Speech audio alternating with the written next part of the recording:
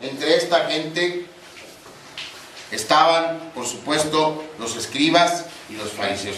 Ellos no iban por un milagro, para obtener un milagro de Jesús. Ellos no iban para escuchar su palabra. Ellos no iban para ser espectadores de los milagros. Iban con un propósito: encontrar una falla en Jesús para poder acusarle y después matarlo. Para eso estaban ahí. Pero la verdad es que la única conclusión razonable a la que un testigo presencial de los milagros que hizo Jesús podía llegar es que Jesús es Dios. Así de claro y de obvio era el testimonio. Y sin embargo, a pesar de lo razonable y de lo contundente de la evidencia, a pesar de que día tras día tras día la gente miraba lo que hacía Jesús, el corazón humano, dice la Biblia, es duro y es ciego y es sordo a la verdad. Tal es así que miren, ya vamos a terminar el capítulo 3 de Marcos, y haga memoria y verá cuántos testimonios hemos escuchado de labios de un ser humano de que Jesús es Dios. Ninguno, de nadie, es más, ni siquiera de sus apóstoles. Escuchamos la voz de Dios Padre en su bautismo, que dijo: este es mi Hijo amado en quien tengo complacencia. Escuchamos el testimonio de un demonio que cuando llegó al templo le dijo: ¿qué tienes con nosotros, Jesús de Nazaret? Yo sé quién eres, el Santo de Dios. Entonces el Padre dio testimonio de él, de quién era Jesús. Un demonio dio testimonio. ¿Cuántos seres humanos dieron? Ninguno. De hecho, el primer testimonio, fíjense lo que son las cosas, el primer testimonio de un discípulo suyo acerca de la identidad de Jesús se da hasta el capítulo 8, versículo 29 de Marcos, justo a la mitad del libro. Cuando Pedro le dice: tú eres el Cristo, el Hijo del Dios viviente. Hasta entonces, toda esta evidencia acumulada y que se seguía acumulando día tras día tras día no era suficiente para que la gente reconociera a Cristo como Dios mismo. Sí había gente, estoy echando mentiras, sí había gente que había creído. Jesús tenía discípulos, y dentro de esos discípulos, ya vimos hace 15 días, Él había apartado a 12 para hacerlos sus apóstoles, para entrenarlos de manera intensiva y enviarlos a proclamar el Evangelio. Entonces sí había quien creía en Él, pero la mayoría no.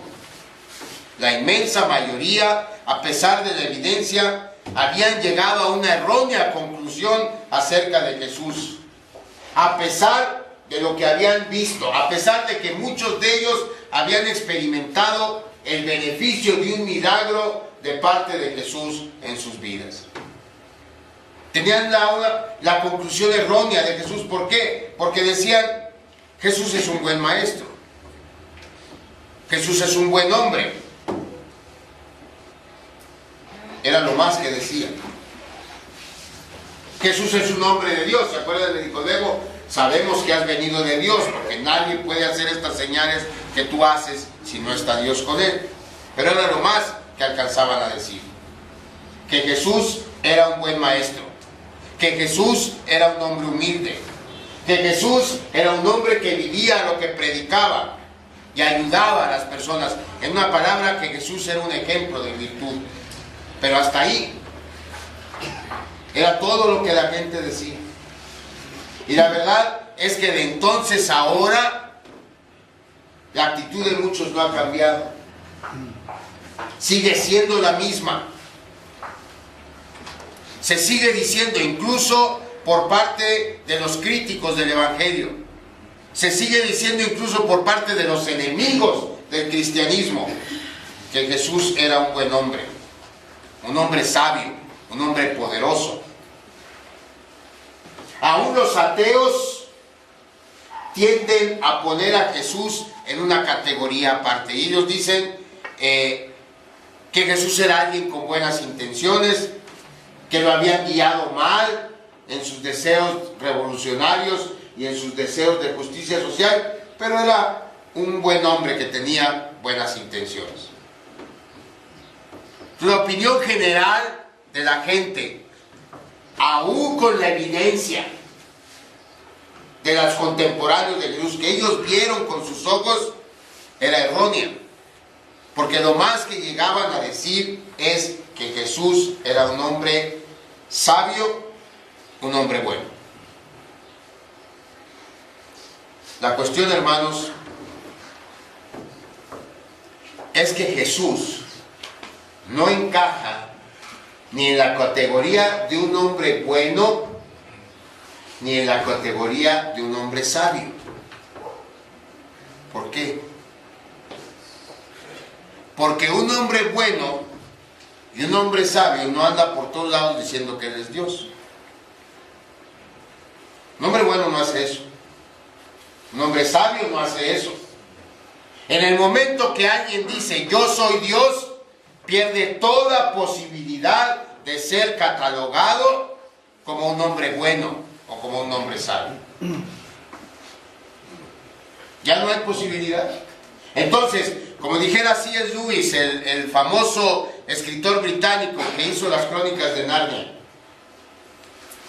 cuando tú te refieres a Jesús y a lo que él decía de sí mismo, solamente tienes tres opciones en relación a Jesús. Solamente hay tres alternativas en relación a Jesús. O él es efectivamente Dios, o es un lunático, o es un mentiroso. Nada más esas tres opciones. O él es Dios, o él es alguien que perdió su facultad mental y se cree Dios, o es un mentiroso que fabricó junto con sus 12 apóstoles la estafa más grande de todos los tiempos.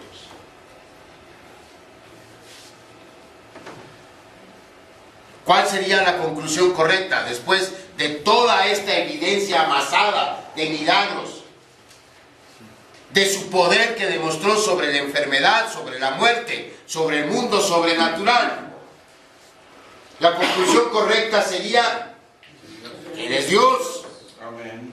¿No? Esa es la única conclusión correcta a la que se puede llegar, basados en la evidencia.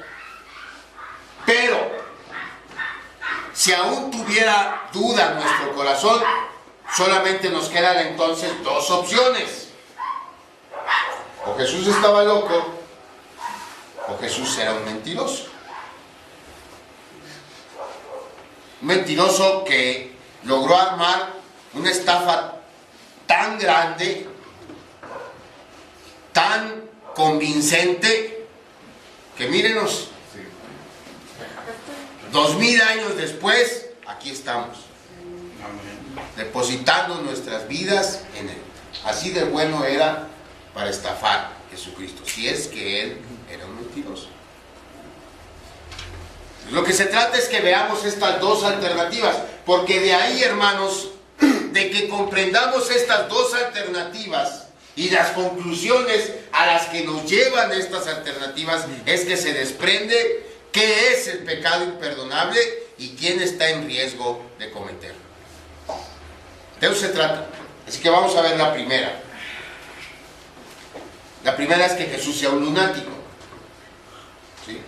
Y esa está en los versículos 20 y 21. Esa es la única que vamos a estudiar esta tarde, la primera alternativa. La segunda y la conclusión lo veremos Dios mediante el próximo domingo. Marcos 3:20, y se agolpó de nuevo la gente, de modo que ellos ni aún podían comer pan. Cuando lo oyeron los suyos, vinieron para prenderle, porque decían: está fuera de sí. Esta es la situación. Jesús estaba rodeado siempre de una multitud, muy probablemente que se componía de decenas de miles de personas, que estaban tratando de ser sanadas, tratando de ser liberadas de la posesión demoníaca que tenían, o que simplemente eran espectadores del suceso más importante en la historia de la humanidad. Y esto se había puesto peligroso para la integridad del Señor Jesús, porque dice la Biblia, había muchas veces que no podía ni comer. Nosotros nos quejamos cuando salimos tarde a comer. Bueno, el Señor Jesús no tenía ni chance de eso. Pero no solo ese era el riesgo era que como él no tenía guardias de seguridad y con toda esta gente alrededor de él apretándole y queriendo llegar a él, era un riesgo inminente, era un riesgo real el que el Señor Jesús fuera aplastado por la multitud. Sus familiares se enteraron de esto. Ellos no estaban ahí, ellos oyeron. No estaban ahí, ¿por qué? Porque no creían en él. Sus familiares no creían en él. Mire, Juan 7:5, ahí es claro el Evangelio y dice, porque ni aún sus hermanos creían en él. Su familia no creía que Jesús fuera Dios. No lo creía. Su madre, por supuesto que sí. A ella el ángel Gabriel le anunció que iba a concebir al Hijo del Dios Altísimo. Ella lo sabía. Y además lo sabía porque sabiendo que no había conocido varón, pues había quedado embarazada. Entonces para María no había dudas. María creía en el Señor Jesucristo. Para María el Señor Jesucristo, más que su Hijo, era su Señor y su Salvador. José también lo creía, porque a él también Dios le anunció en sueños quién era el hijo que estaba esperando María. Lo que pasa que muy probablemente para ese entonces, para este pasaje de Marcos, José ya tenía mucho tiempo de muerte. ¿Por qué? Porque después del regreso de Egipto, cuando Jesús era pequeño, no se le vuelve a mencionar para nada en la Escritura. La conclusión que sacan los estudiosos es que muy probablemente José murió en el periodo entre la infancia y la adolescencia del Señor Jesús. Entonces su mamá creía en él, José había creído en él, pero nada más. Sus hermanos no creían en él, sus tías no creían en él, sus tíos no creían en él, sus primos no creían en él. Y el versículo 21 nos dice que sus familiares oyeron, los suyos, dice el Evangelio, oyeron. ¿Qué oyeron? Pues que Jesús era seguido por una multitud. Que Jesús estaba siendo acosado por una multitud y lo ponía en peligro de ser aplastado. De manera que deciden ir a rescatarlo, a ponerlo bajo custodia, porque seguramente Jesús por fin había perdido el juicio. Estaba fuera de sí. Ellos llegaron a esta conclusión. Jesús está lunático. Jesús por fin pasó lo que temimos toda la vida que iba a pasar. Porque recuerden, el Señor Jesús tuvo hermanas y hermanos. La Biblia nos da incluso sus nombres. Entonces ellos crecieron con Él. Y seguramente en este tiempo en el que Jesús no mostró milagros, no mostró ningún poder sobrenatural, lo único que sí mostró fue su perfecta obediencia a Dios, porque eso lo hizo desde el día en que nació hasta el día que fue recibido arriba en el cielo. Lo que sí hacía era portarse bien. Entonces, ¿qué creen que hayan pensado sus hermanos de él y sus hermanas? Si de por sí crecer con hermanos y